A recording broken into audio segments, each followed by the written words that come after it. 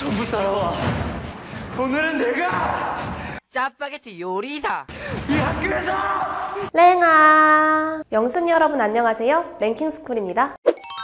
영순이 분들 중에는 특정한 음식을 쳐다보기만 해도 자신도 모르게 구역질이 올라온다 하시는 분 계신가요? 이런 분들 중 상당수가 과거에 급식을 절대로 남기지 못하게 했던 문화의 피해자라고 합니다. 먹기 싫은 음식을 억지로 토해가면서까지 먹었던 일도 다반사였기 때문이죠. 이렇듯 특정 음식에 트라우마가 남아버린 어른들은 현재는 이러한 문화가 사라졌다는 소식에 가슴을 쓸어내린다고 하는데요. 이런 잔반검사처럼 과거에는 당연하게 받아들여졌던 학교 문화들 중 그 피해가 더욱 심각해 지금은 찾아볼 수 없게 된 것들이 있다고 하죠. 오늘은 충격적인 이유로 사라진 학교 문화 탑 5에 대해서 알아볼게요. 5위, 분필. 작년 리그 오브 레전드 프로게임단이 광고를 찍었던 용각산. 기침을 줄여주는 약인 이 용각산은 사실 과거 선생님들의 필수템이었다고 합니다. 바로 풀풀 날리는 분필가루 때문에 기침이 끊이지 않았기 때문인데요. 주로 탄산칼슘이나 황산칼슘으로 제조되는 분필은 칠판에 글씨를 쓰는 과정에서 가루가 날리며 호흡기에 악영향을 미치게 되죠. 여기에 학생들이 분필 지우개를 탈탈 털어 청소하는 과정에서 나온 분필가루가 연약한 학생들의 호흡기에 파고들어 폐 자체가 굳어버리는 진폐증을 유발할 수도 있다고 하니 상상만 해도 무시무시합니다. 탄산 분필보다 색깔이 잘 나와 일부 선생님들이 사랑하시던 황산칼슘 분필의 경우에는 문제가 더욱 심각했는데요. 황산의 성분 때문에 맨손으로 오래 잡게 되면 습진이 생기고 또 탄산칼슘 분필보다 가루가 심하게 날려 호흡기에 문제를 유발할 확률이 높았기 때문이죠. 다행히도 현재는 대부분의 교실에서 분필 대신 물백묵을 사용하거나 화이트보드와 보드마카를 사용하게 되어 선생님과 학생들의 건강을 지킬 수 있게 되었다고 하는데요. 하지만 아직까지도 분필을 사용하는 교실이 소수 존재의 우려를 낳고 있다고 하니 혹시 분필을 쓰는 학교에 다니고 계신다면 가루를 들이마시지 않게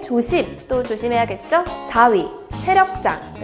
체력장? 국어 우리도 하는데? 하시는 분들 잠시 스탑! 여러분이 현재 학교에서 하시는 건 학생 건강체력평가제도, 즉 PAPS이지 체력장이 아닙니다. 그냥 이름만 다른 거 아니냐고 생각하시겠지만 먼 옛날 행해졌던 체력장은 무려 대학 입시에 20점이나 반영이 되었다는 커다란 차이점이 존재하는데요. 1점 차이로 대학에 붙느냐 떨어지느냐가 결정되다 보니 당시 학생들은 말 그대로 죽을 힘을 다해 체력장을 치렀다고 하죠. 그런데 이 과정에서 학생들이 실제로 목숨을 잃고 마는 충격적인 사고들이 발생하면서 결국 1994년 체력장은 대학 입시에서 제외되었는데요. 2009년부터는 내신을 비롯한 성적에 1도 반영이 안 되는 학생 건강 체력평가제도, 즉 PAPS가 체력장을 대체하기 시작했죠. PAPS에는 윗몸 일으키기, 100m 달리기 등 과거와 똑같은 종목들도 존재하지만 5개의 체력 요인에 따라서 12가지의 종목 중 5가지를 선택할 수 있도록 해 학생들의 건강과 안전 역시도 고려하고 있는데요. 특히 현대적인 다양한 측정 장비들이 도입되어 더욱 정확하게 학생들의 체력을 평가할 수 있다고 합니다. 이뿐만이 아니라 비만인 학생에게는 식단표와 운동 방법을 제공해주거나 과학적인 체지방 측정 결과를 보여주는 등 사후관리 역시 철저해졌다고 하는데요. 만약 지금까지도 대학 입시에 체력 평가가 반영되었다면 저는 좀 더 대학을 잘 갔을지도 모르겠습니다. 3위, 왁스칠. 교실 바닥에 주걱으로 왁스를 펴바른 후 벌레로 닦아 광을 내는 학생들. 지금은 참 생소한 모습이지만 당시 학교에서는 일상이나 다름없던 풍경이라고 합니다. 과거 대부분의 학교는 바닥이 나무로 되어 있었기 때문인데요. 나무 바닥은 방치할 경우 나무가 썩거나 벌레가 생길 수도 있고 먼지가 쌓이고 윤기를 잃어 보기에도 좋지 않아 주기적으로 왁스를 발라주어야만 하죠. 그리고 이 왁스칠은 대부분 학생들이 직접 담당했습니다.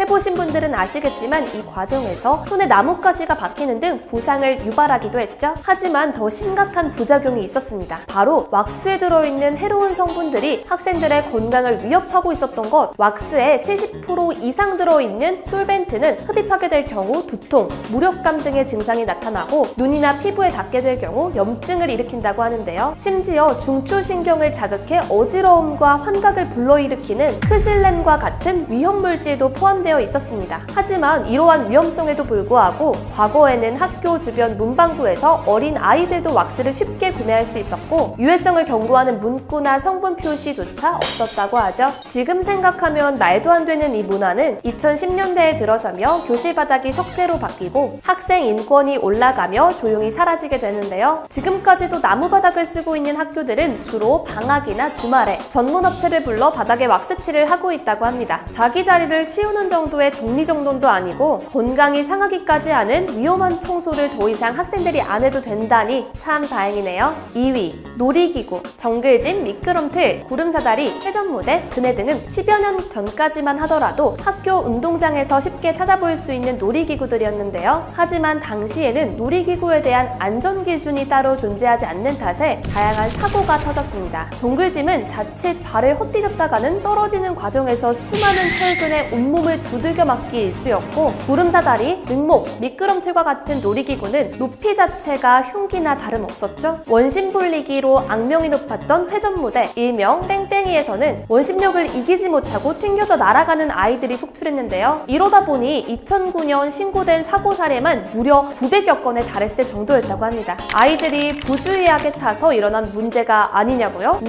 관리가 부실한 탓에 놀이기구의 연결 부위가 파손되어 있거나 날카로운 볼트가 그대로 튀어나온 경우가 많아 아무리 조심해서 타더라도 작든 크든 부상을 입을 수밖에 없는 상황이었다고 하죠. 이 때문에 2015년 1월부로 어린이 놀이시설 안전관리법의 유예가 종료되며 안전기준을 통과하지 못한 놀이기구들은 즉시 철거되었다고 하는데요. 덕분에 현재는 안전한 운동장으로 탈바꿈되었지만 일각에서는 그래도 아이들은 다치면서 크는 건데 안전도 좋지만 너무 재미없는 것 아니냐? 라는 지적이 나온다고 하죠. 날로 심각해지고 있는 학생들의 운동 부족, 안전과 재미 모두를 잡은 놀이기구가 학교 운동장에 신설되었으면 합니다. 1위, 수련회. 여기 지금 놀러 왔습니까? 교관의 보료령과 함께 소지품을 검사하고 이어지는 강도 높은 2박 3일간의 극기 훈련 끝에 마지막 날 촛불을 켜고 집에 있는 부모님을 생각해봅시다 라는 멘트로 눈물을 쏙 빼는 피날레까지 과거에 수련회를 다녀오신 분들이라면 눈 감고도 그려지는 뻔한 레파토리죠. 지금 생각해보면 내 돈 내고 혼나러 가는 어이없는 행사인데 다행히도 이런 수련회는 더 이상 찾아보기 힘들다고 합니다. 여러분의 행동에 따라 교관은 천사가 될 수도 있고 악마가 될 수도 있습니다. 어린 마음에 무시무시하게만 보였던 교관들이 사실 전문가가 아닌 마땅한 자격증 하나 없는 아르바이트생들이었기 때문인데요. 엄격한 교육과 시험을 통해 선발되는 교사들도 종종 논란이 터져나온다는 것을 생각해본다면 이런 무자격 교관들을 고용해 수련시설에서 문제가 발생하는 것은 시간 문제였죠. 결국 교관들이 구명조끼를 벗고 휴식을 취하는 학생들에게 위험한 수영 금지구역으로 입소할 것을 지시해 수련회에 참가한 학생들이 파도에 휩쓸려 목숨을 잃는 비극적인 사고가 발생하고 맙니다. 이 사건을 계기로 그간 묻혀왔던 수련시설의 문제점이 수면 위로 떠오르게 되며 극기훈련식의 수련회는 서서히 자취를 감추게 되었는데요. 이후 수학여행에서도 안타까운 사고가 벌어지며 학교에서 여행을 자제시키는 분위기가 형성되었고 코로나로 인해 등교마저 어려운 상황이 되자 수련회 자체를 가지 못하게 되었다고 하죠. 이제는 일상이 회복되며 다시 재개될 조짐이 보이는 수련회. 그런 일은 없겠지만 혹시나 위험한 행동을 강요하는 교관이 있다면 절대 지시에 응하지 말고 내 몸의 안전을 먼저 챙겨야겠습니다.